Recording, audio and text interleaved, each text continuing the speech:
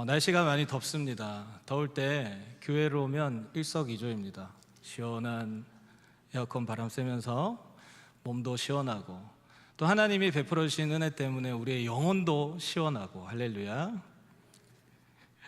서두에 조금 무거운 얘기를 하자면 우리 한국 개신교의 인구수가 계속 감소한다는 것 많이 들어오셨을 겁니다. 뉴스를 통해서 또 통계 자료를 통해서 계속해서 감소하는 추세입니다. 한 가지 흥미로운 것은 한국 목회자 협의회에서 통계 자료를 내놨는데 종교인에서 무종교인으로 집계되는 그런 가난한 성도들의 인구수가 증가하고 있다는 것입니다. 사진 한번 보여주시겠습니까? 네. 네, 이전에는 종교인이었으나 지금은 무종교인이라고 사람들이 응답을 하고 있는 것이죠. 왜 그럴까요? 아마도 사람들은 상처를 받고 떠나거나 또 어중간한 신앙생활을 하다가 이 신앙생활이 어느 정도 정체되고 멈춰 있다가 다시 나를 돌아보니 내가 종교인 같지는 않고 무종교인으로 이렇게 좀 애매한 상황 가운데 응답을 한 것 같습니다. 이러한 근본적인 원인을 생각해 보면 그들에게 말씀이 제대로 세워지지 않았다라는 것을 생각해 볼 수 있습니다. 말씀이 제대로 세워진 사람이라면 교회를 떠나거나 자신의 정체성을 무종교인이라고 응답하지 않겠지요. 또한 이런 문제는 비개신교도들에게도 영향을 끼칩니다. 저희 교단 총회 기관지인 한국기독공보에서도 소개한 한국기독교 분석 리포트라는 책에 의하면 이 한국 개신교 이미지에 가장 큰 영향을 미치는 요소가 조사를 했던 1위가 뭔지 아십니까? 주변 교인들의 언행이라고 합니다. 2023년 버전인데요. 한국 리서치에서 한국 종교 호감도를 조사했을 때 개신교가 비호감으로 몇 년째 1위를 달리고 있거든요. 그런 것들을 보면 우리 믿음의 사람들이 얼마나 믿지 않는 사람들에게 부정적인 영향을 끼쳤나라는 것을 짐작할 수 있습니다. 즉 예수님을 믿고 교회를 다니면서도 그럴 만한 말과 행동을 하지 못했다라는 것입니다. 하나님의 살아계신 말씀이 제대로 세워지지 않은 것이죠. 그럼 교회를 다녀도 왜 이 말씀이 제대로 세워지지 않는가? 저는 이 문제를 우선순위의 문제라고 생각을 합니다. 우리는 보통 이런 패턴이 좀 자주 반복되지 않습니까? 기도도 그렇고 말씀도 그렇고 이것만 하고 기도해야지, 이거 중요한 일 먼저 끝내놓고 말씀 봐야지, 기도나 말씀이 뒷전이 되어버립니다. 기도랑 말씀이 부가적인 일이 되어버리다 보니까 성경 말씀에 쓰여있듯이 쉬지 말고 기도하라, 밤낮 주야로 말씀을 묵상하라는 그 말씀의 삶을 살지 못하는 것이죠.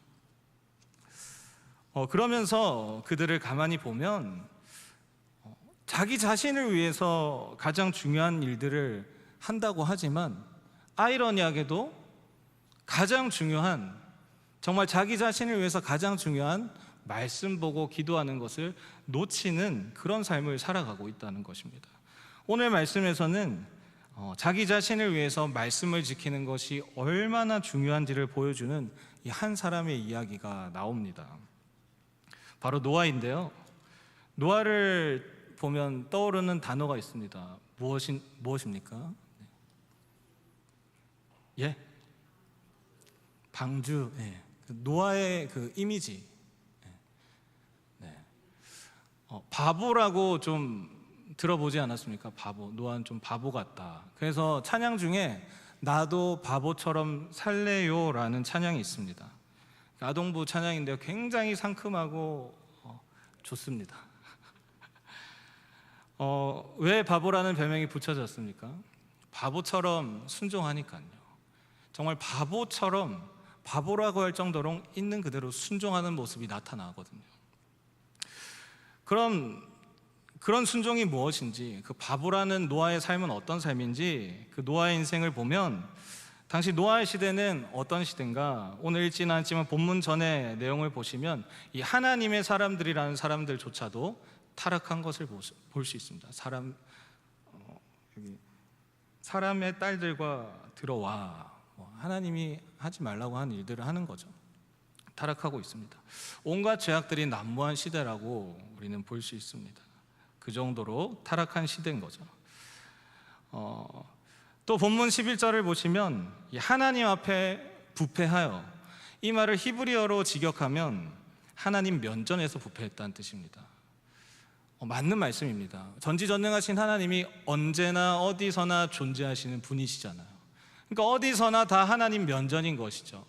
밤낮 할 것 없이, 쉴 때, 잘 때, 일할 때 할 것 없이 우리가 심지어 죄악을 저지른 그런 음침한 곳에 있을지라도 그것도 다 하나님의 면전인 것인데 이 사람들이 인지하지를 못한 거죠. 우리도 마찬가지로 그럴 때가 많지 않습니까? 교회에서만 하나님은 인지하고 교회 밖을 한 걸음 딱 나가는 순간 우리는 하나님의 면전이 아닌 세상의 면전 앞에 설 때가 참 많습니다. 그런 시대였던 거죠. 하나님 면전 앞에 존재했지만 인지하지 못하고 마음껏 죄를 짓는 것입니다. 아니, 이때가 너무 타락한 시대라서 그런 것 아닌가요? 라고 생각할 수 있지만 사실 요즘 뉴스를 보면 얼마나 끔찍하고 치밀한 범죄들이 많습니까? 묻지마 살인, 선생님에 대해서 그런 일들, 옛날에 또 N번방, 어떻게 그런 일들을 저지를 수 있는지 참 입에도 담기 힘든 그런 범죄들이 나타나고 있지 않습니까? 오히려 오늘날 같은 시대가 더 악하다고도 볼 수 있죠. 예나 지금이나 비슷한 환경이라는 겁니다. 그저 사람들이 이 하나님을 인지하지 않으려는 것이죠. 시편 4절을 보시면 제가 읽겠습니다. 악인은 그의 교만한 얼굴로 말하기를 여호와께서 이를 감찰하지 아니하신다며 그의 모든 사상에 하나님이 없다 하나이다. 그러한 시대와 상황 속에서 노아는 휩쓸리지 않고 구절과 같은 삶을 살았다라는 겁니다. 의인이고 완전한 자고 하나님과 동행했다라는 것입니다. 이 구절을 보면 역시 노아는 우리와도 다르기 때문에 그런 험악한 세상 속에서도 살아남을 수 있었겠구나 하면서 어떻게 보면 우리와 비교했을 때 이질감을 느낄 수도 있습니다. 그러나 이 노아가 표현된 히브리어를 원어로 살펴보면 의인이라는 것은 차티크라고 해서 노아가 절대적인 의인이라고 말하는 것이 아니라 상대적인 의인인 것이죠. 그리고 완전하다라는 말 탐임 또한 무음하다, 흠이 없다라는 게 아니라 이 탐함이라는 동사에서 유래된 거거든요. 완수하다라는 뜻으로 그 당시 사람들 가운데서도 그래도 하나님 말씀을 완수하려고 애썼던 사람 정도로 보시면 된다는 거죠. 동행했다도 하나님과 함께 걸어간다라는 것이니까 하나님과 뜻을 맞춰서 방향을 맞춰서 걸어간다라고 생각을 하시면 되는 거죠. 그래서 노아는 특별한 사람이 아니라는 거예요. 사실 우리도 교회를 다니면서 하나님을 믿으면서 이렇게 애쓰잖아요. 상대적으로 그래도 의로운 삶을 살기 위해서 또 하나님의 말씀을 최선을 다해서 그래도 완수해 보려고 하지 않나요? 하나님의 말씀을 따라서 그 방향성을 맞춰가려고 애쓰고 있잖아요. 우리와 비슷한 사람이라는 거예요. 그럼 노아가 뭐가 달랐냐? 조금 달랐다는 거예요. 그 조금 달랐다는 내용이 뭐냐면 13절부터 21절까지 하나님이 노아에게 명하시는 내용이 나오는데요. 먼저 13절을 보시면 모든 혈육 있는 인간의 행위가 부패하여 멸하신다라고 합니다. 하나님께서 노아에게 멸하실 것을 미리 알려주셨어요. 근데 가만히 생각해 보면 왜 하나님은 노아한테만 알려주시는 걸까라는 생각이 듭니다. 공의의 하나님이시잖아요. 그러면 세상에 있는 모든 사람들한테 이 사실을 얼른 전해주셔야 되는데 왜 노아한테만 이 사실을 알려주시냐라는 것이죠. 그런데 분명한 사실은 하나님은 노아한테만 알려주신 것이 아니라 세상에 있는 모든 사람들에게 보여주시고 말씀하셨다는 사실입니다. 그러나 그들이 보고 듣지 못했다는 거죠. 왜 그런가요? 그들이 보려고 듣으려고 하지 않았기 때문입니다. 그러나 믿음의 사람은 하나님께 귀가 열려 있습니다. 늘 보이지 않는 하나님 앞에서 그 면전에서 코람되어 하나님 면전 앞에서 자신의 삶으로 분명히 인지하기를 했으며 그 가운데 뜻을 구하다 보니 하나님의 말씀이 들리고 보이는 거예요. 대충 그냥 어느 정도 하다 마는 게 아니라 정말로 집중해서 그 일들을 집중해서 기도하며 일어나가는 거죠. 노아는 늘 살아계신 하나님을 의식하기를 애쓰면서 말씀을 가까이 하다 보니 하나님, 계시의 하나님이잖아요. 하나님은 숨어 계신 하나님이 아닙니다. 계시의 하나님이에요. 우리에게 밝히 보이기를 원하시는 분이세요. 그러다 보니까 노아가 그 밝히 보이는 하나님을 보게 된 거예요. 보고 듣게 된 거죠. 노아가 특별해서가 아니라는 겁니다. 그리고 하나님은 노아에게 이 피할 길을 알려주시는데요, 전혀 생각지도 못한, 그리고 결코 쉬운 일이 아닌 방주를 만들라고 하세요. 그것도 되게 구체적으로 말씀을 하시는데요, 소재, 사이즈, 창문과 문, 탑승자 명단까지 다 알려주세요. 특별히 탑승자에는 모든 생물 암수 한 쌍씩 이렇게 데리고 와서 오시라고 하잖아요. 그러니까 사이즈가 얼마나 커야겠습니까? 추측하기로는 120년 가까이 방주를 지었다고 하는데 엄청 크게 지어야 되는 거죠. 그리고 한 가지 놀라운 사실은 오늘날 많은 전문가들이 하나님이 그때 당시에 방주의 사이즈, 높이, 너비, 길이를 말씀하신 것이 바다에서 배를 띄웠을 때 가장 안정적인 사이즈라고 합니다. 그때는 과학이 발달한 시대도 아닌데 하나님의 지혜가 완전하다는 것을 깨달을 수가 있는 거죠.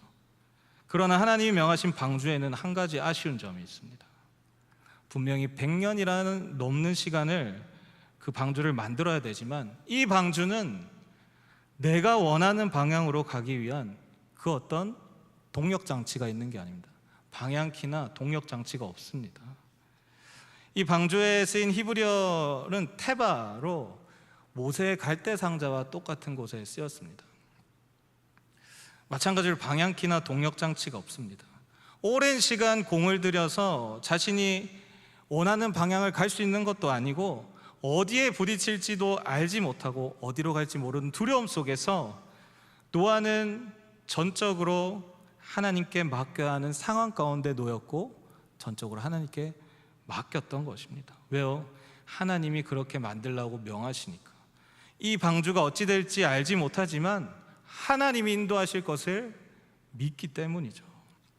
근데 방주는 그렇다 쳐도 이후의 명령들은 좀처럼 쉬운 일들이 아닙니다. 19절을 보시면 어떻게 짐승과 새들을 암수 한 쌍씩 전부 다 잡아올 수 있겠습니까? 그 일들만 하더라도 세상에 얼마나 많은 종류의 새들과 짐승이 있어요. 근데 이거는 하나님께서 은혜를 베풀어 주셨어요. 20절을 보니까 다 오게 하신다. 나 오리, 내게로 나 오리니 오게 하신다고 하셨어요. 다행이죠. 그러나 21절은 모든 짐승들의 먹을 것을 챙기고 8 식구 1년 동안 먹을 양식 챙기려면 얼마나 많은 수고가 필요합니까? 돈도 필요하고요. 또 그런 동시에 그 배를 만들, 방주를 만든 인부들, 전문적인 인부들도 고용을 해야 되고 전 재산을 쏟아 부어야 되는 그런 상황인 것이죠. 그런 상황 가운데 동시에 어떤 일들이 일어나고 있습니까? 사람들은 자꾸 조롱합니다. 비아냥됩니다. 아이, 저런 어리석은 짓을 몇 년째 하고 있는 거야. 답답하네 하면서 막 조롱해요. 사실 우리는 사람들의 말에 상처받기 쉽잖아요. 그 한마디에도 흔들릴 수 있는데 노아는 꽤 긴 시간을 그 시간들을 버텨왔다는 것이죠. 그러한 상황 속에서도, 그러한 가운데서도 묵묵히 노아는 22절과 같이 다 준행하였더라라고 합니다. 노아가 특별한 사람이라서요? 아닙니다. 우리랑 똑같은 비슷한 사람입니다. 근데 뭐가 다른 거죠? 그저 하나님의 말씀을 들으려고 했을 때, 집중할 때 그 어떤 합의점을 찾는 것이 아니라 가감하지 않고 있는 그대로 행한 것입니다. 준행하다가 그대로 행한다는 뜻이잖아요. 대충 한 것이 아닙니다. 온갖 잡생각 가운데 나의 지혜로 생각하고 판단하고 하는 그런 모든 여러 가지들을 다 쳐내버렸습니다.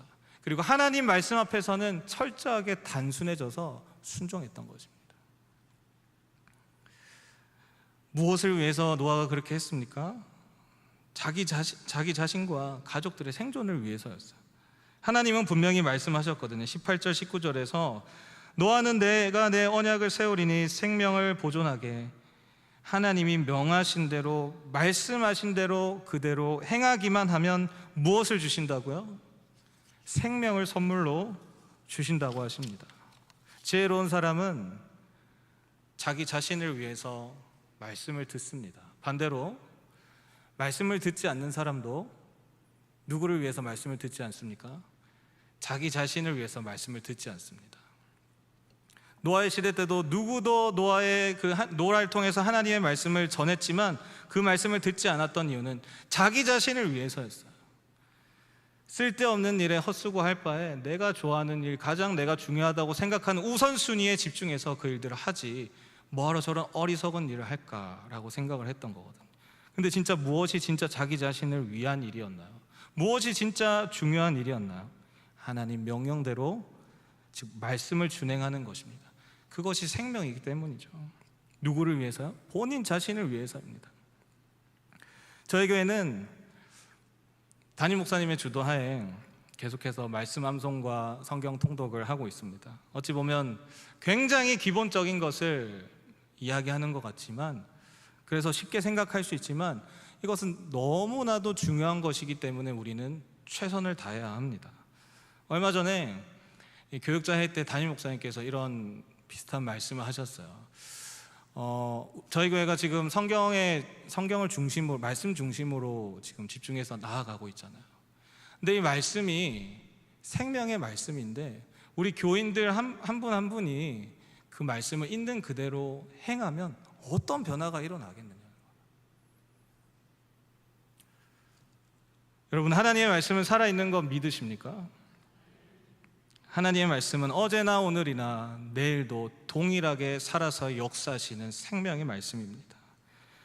그러한 생명의 말씀을 우리의 삶 속에서 그대로 행한다면 그 살아있는 말씀이 어떻게 우리의 삶을 변화시킬지 기대되지 않습니까? 저는 정말 기대가 됩니다. 그래서 저는 몇 달 전부터 성경 필사를 시작했어요. 오래 걸리긴 하지만 도전을 했어요. 그냥 허투루 말씀이 지나가지 않도록 뭘 하면 가장 좋을까 고민했는데 손으로 쓰는 게 최선인 것 같더라고요. 그래서 쓰기 시작했는데 이게 정말 놀라운 일들을 많이 경험했어요. 아마도 성경 통독 많이 하신 분들은 경험해 보셨을 텐데 분명히 똑같은 말씀을 봤는데 10번, 20번을 넘게 봤는데도 이게 새롭게 와닿는 거예요. 새로운 거예요. 이전에는 그냥 아무 의미 없이 넘어갈 수도 있었던 그런 단어였는데 쓰다 보니까 저한테 너무 새롭고 예상치 못한 하나님의 은혜로 오는 거예요. 왜 그런 거죠? 하나님의 말씀에 생명이 있기 때문입니다. 생명은 역동성을 띠고 있기 때문입니다. 살아 움직이기 때문입니다. 가만히 있는 것이 아닙니다. 우리는 분명히 알아야 됩니다. 하나님의 말씀을 지키고 안 지킨다고 해서 하나님한테 피해갈 일, 손해볼 일 전혀 없습니다. 그러나 분명한 것은 이 하나님이 창조하신 세상 속에서 가장 지혜로운, 진정한 지혜요 진정으로 살아남을 수 있는 길은 이 말씀밖에 없다는 것입니다. 말씀이신 예수 그리스도께서도 말씀하시잖아요. 난 길이요 진리요 생명이라고 말씀하시잖아요. 그러니까 여러분, 노아처럼 하나님 말씀에 귀를 기울여 보십시오. 분명히 계시의 하나님의 음성을 들을 것입니다. 그 자리는 예배의 자리고 찬양의 자리고 기도의 자리고 말씀을 가까이 하는 자리일 것입니다. 그리고 철저하게 하나님 말씀 앞에서, 하나님 앞에서 수동태가 되기를 소망합니다. 내가 주도하는 인생이 아니라 노아처럼 전적으로 하나님밖에 의지할 수 없는 그런 방주를 만들려고 하는 그 상황 가운데 내 스스로를 놓는 거죠. 하나님이 이끄시는 대로 어디를 떠돌아다니는지 하나님께서 인도하심을 믿으며, 가장 선한 길로 인도하실 분을 믿으며 그렇게 전적으로 하나님 믿고 나아가는 것입니다. 또한 가감하지 말고, 말씀을 가감하지 말고 합의점을 찾는 것이 아니라 있는 그대로 말씀을 행해 보십시오. 그러면 저와 여러분들의 인생은 어디를 가지 않아도 그곳이 가감하지 않은 가장 완전한 방주가 될 것입니다. 오늘 노아는 하나님의 말씀을 준행하였습니다. 그리고 그 말씀은 하나님의 명령이었습니다. 지켜도 되고 안 되고의 그런 문제가 아니라 우리의 왕 대신, 만왕의 왕 대신 하나님의 명령이었습니다. 우리도 마찬가지로 그저 말씀을 읽고 듣고 이런 일들이 부가적으로 여기는 것이 아니라, 부가적인 일로 여기는 것이 아니라 명령으로 받기를 소망합니다. 성경은 해도 좋고 안 해도 좋고 라고 쓰여 있지 않습니다. 서로 사랑했으면 좋겠는데 뭐 이렇게 안 적혀 있잖아요. 사랑하라 라고 이렇게 명령하시는 거거든요. 그 명령으로 받고 우리가 그 명령 따라 나아가기를 소망합니다. 생명의 문제이기 때문에 우리는 그 명령을 따라가야 되는 것이죠. 그래서 하나님의 명령, 말씀은 부담이 아니라 은혜입니다. 우리에게 살 길을 알려주시기 때문이죠. 오늘도 하나님은 우리에게 말씀하십니다. 너와는 내 언약을 세우리니 생명을 보존하게. 우리는 그렇게 우리의 인생을 답하기를 소망합니다. 하나님이 자기에게 명하신 대로 다 준행하였더라. 정말로 그러한 인생을 살아가는 저와 우리 모든 금호중앙의 성도님들 되시기를 간절히 소망합니다. 기도하겠습니다. 하나님, 언제나